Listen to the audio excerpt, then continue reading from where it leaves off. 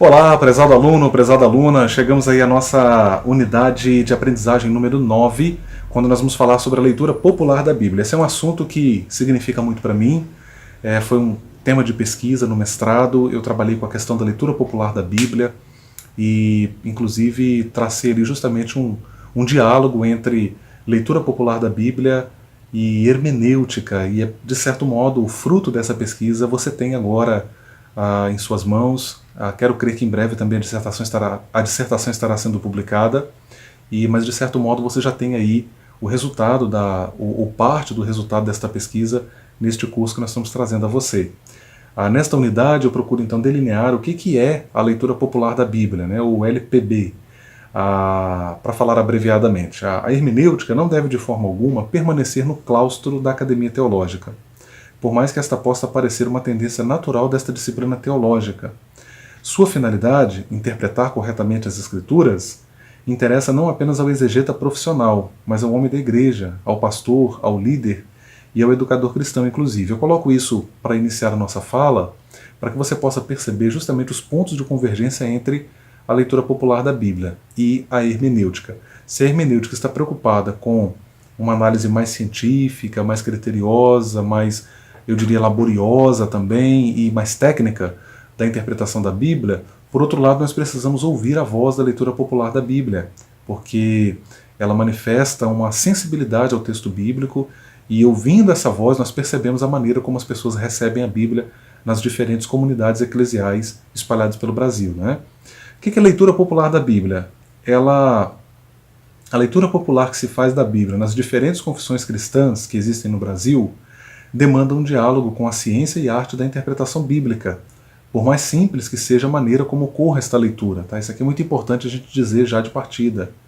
O intérprete não deve deixar de ser sensível ao povo, que acumula noções a respeito da mensagem bíblica, e para quem esta mensagem bíblica se dirige. Então perceba que já está subentendido aqui o que é esta leitura popular da Bíblia, que é a forma como as pessoas na igreja, que não têm um preparo acadêmico, que não têm um preparo teológico, mas essas pessoas, elas se aproximam da Bíblia, elas se apropriam da Bíblia, e elas leem a Bíblia e estudam a Bíblia ao seu modo, ainda que desprovidas de um cabedal de conhecimento teórico para interpretar com exatidão o texto bíblico, né? É claro que essa interpretação 100% exata nem sempre é possível, mas perceba que o povo simples que se apropria da Bíblia, ele lê a Bíblia. Mas uma coisa interessante, na leitura popular da Bíblia, não apenas o leitor popular lê a Bíblia, mas ele permite que a própria Bíblia o leia, né? E assim ele encontra eco no texto das Sagradas Escrituras. Então o hermeneuta, a pessoa que trabalha com interpretação bíblica, o educador cristão, ele não pode ser insensível a isto, mas ele precisa respeitar este fato, entendendo que a leitura popular da Bíblia representa um modo das pessoas entenderem a palavra de Deus. A Bíblia não pode ser entendida como propriedade de uma elite intelectual, ou de um colegiado de estudiosos, mas como um bem acessível ao homem comum, que dela se aproxima buscando orientação e consolo para as suas aflições. A questão da relação, né, entre leitura popular e hermenêutica, uma vez que os textos foram escritos, seus significados não são mais determinados pela compreensão que os leitores originais tinham desses mesmos textos. Cada público subsequente pode ler agora sua própria situação no texto, pois um texto, diferentemente da fala, transcende suas circunstâncias originais. As novas leituras não são em nada menos válidas. Elas não devem ser completamente contraditórias à compreensão do público original, mas podem ser diferentes, mais ricas ou mais empobrecidas. Então perceba, os autores aqui no caso Silva e Kaiser, eles não estão descartando a possibilidade de que o texto assuma significados, né, na medida em que as diferentes comunidades vão recebendo e reinterpretando esses textos. Mas esses novos significados não podem ser opostos ou mesmo antagônicos ou substancialmente diferentes do que está lá no texto original ou que os leitores originais entenderam, né? Então eu falei anteriormente, em outra videoaula, sobre a questão da aplicabilidade. Aí você vê o papel, a importância da aplicação nesse processo interpretativo e nesse processo de transpor o texto para a vida das pessoas. Na leitura popular da Bíblia ocorre um verdadeiro esforço natural para que se estabeleça uma conexão entre a vida e a palavra de Deus. Não por acaso cresce o número de escolas e institutos teológicos no Brasil e também aumenta consideravelmente a quantidade de faculdades de teologia. Esse interesse não é por acaso, né? Ele revela algo.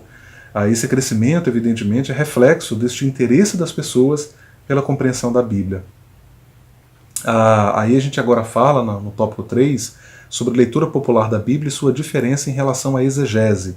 Né? E a diferença básica, apesar dessas convergências, uma diferença básica entre exegese e leitura popular da Bíblia. Qual é? Enquanto que a leitura popular é um exercício de interpretação eminentemente prático, direcionado para descobrir a mensagem dos textos para o hoje da fé e do discipulado, a tarefa do exegeta consiste prioritariamente em desvendar o sentido que o texto tinha ou que tinha o texto para o local, a época e as comunidades em que foi formulado pela primeira vez.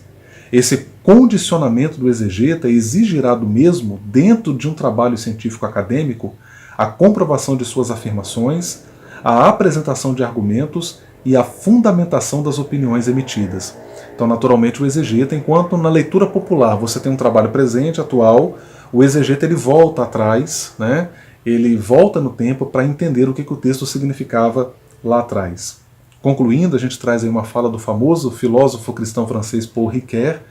Ele vai dizer que o texto deve poder, tanto do ponto de vista sociológico quanto do psicológico, descontextualizar-se de maneira a deixar-se recontextualizar numa nova situação. É o que justamente faz o ato de ler. Então Ricoeur entende que o próprio ato de ler em si, ele já faz esse trabalho de recontextualização do texto. Né?